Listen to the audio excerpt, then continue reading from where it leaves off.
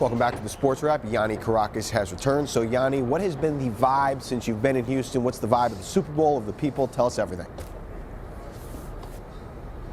Well, we were downtown all day today, and I have to say the NFL experience, Super Bowl Live, all of it is really top-notch. Houston has done a really good job, as I was telling Jared earlier, of becoming a host city. Listen, they hosted this 13 years ago. They've had 2 Final Fours in the last 5 years. This is a city that knows how to host and cater towards big events.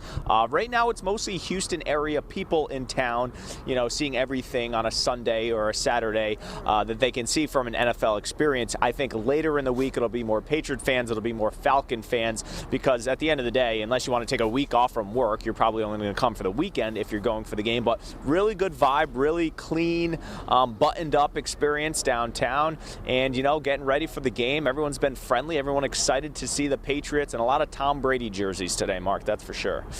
All right, so Monday will feature Media Day for the Patriots. Now, typically Media Day is on a Tuesday or more towards the middle of the week and during the day. Now it's in prime time.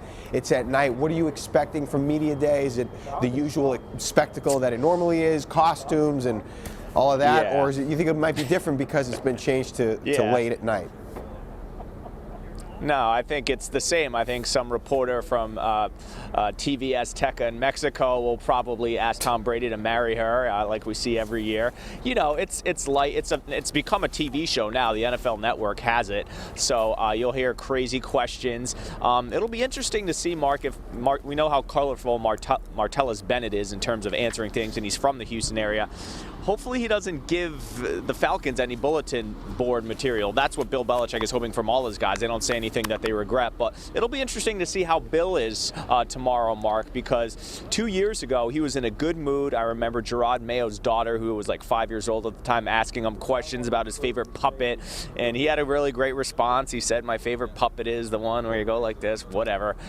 So I think if Bill is in a good mood tomorrow, it kind of shows you where they are at in terms of preparation. Meanwhile, I want to ask you, we've been traveling in Houston the last few days. You've been in Foxborough. What has the vibe been like with the team? They feel poised, they feel ready. Obviously, they're not ready. A lot of them have talked about how they have a few more days, even a week more, to get ready, and they will get ready. But they feel confident. You know, I felt like they feel like they're in a good place. Now, it's hard to tell. They're still in Foxborough, and you know what happens. You're there when they get to Houston. When you arrive in Houston, it's a totally different situation. So we'll see how they are once they arrive and what they sound like once they arrive. But everybody seems poised. They seem confident, you know, sort of even-keeled, and I feel like that's a good thing heading into the biggest game they'll play all year, maybe in their career. Tom Brady, as we heard at the press conference back on Friday, not a lot to say about Roger Goodell. I asked him a question. We'll get to that maybe in a second. Yeah. But Tom Brady Sr., a very different tone, very angry, very ornery at the commissioner. Was he too harsh on Roger Goodell based on his comments?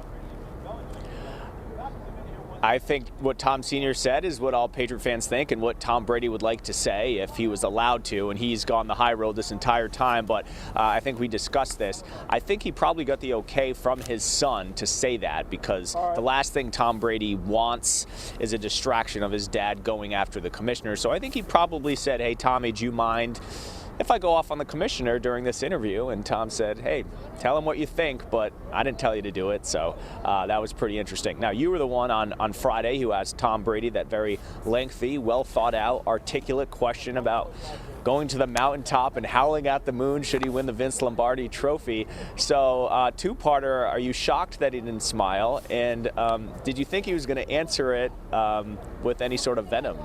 No, nothing about his reaction shocked me. Did I think he was going to answer it with venom? No.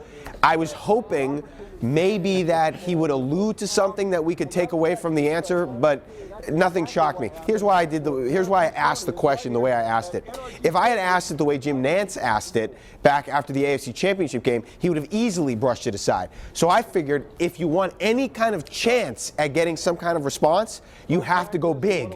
You have to be grand. So I went big and grand and had a lengthy, elaborate question. Didn't work, didn't bite, but I felt like that was the necessary effort I had to put forth in order to maybe get some kind of response. It didn't work out, so that's how it goes. But no, I wasn't shocked by his answer. That was good, though, and the question got a lot of publicity. Sure. But we'll see. I have a We'll see how he goes during, when Fox's broadcast. when he gets down to Houston. We'll see what the. I have a feeling during line of Fox's questions are. broadcast they may use your question in the pregame. We'll see. That would be okay. All right, Yianni Kourakis joining us All here right, from thanks, Houston. Mark.